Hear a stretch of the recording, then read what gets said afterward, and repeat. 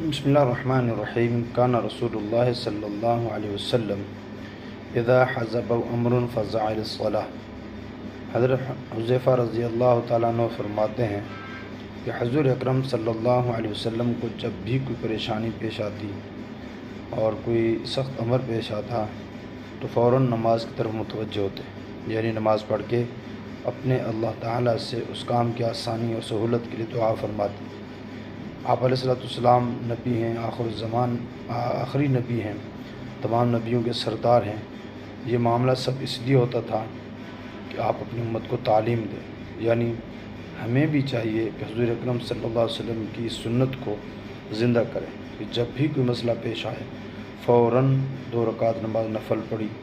اور اس میں کئی نیتیں کر سکتے ہیں، صلاۃ التوبہ، صلاۃ الحاجات مختلف، پھر اپنے رب سے دعا مانگیں تاکہ سنت بھی پوری ہو جائے اور جو ہے یہ عمل بھی ہو جائے۔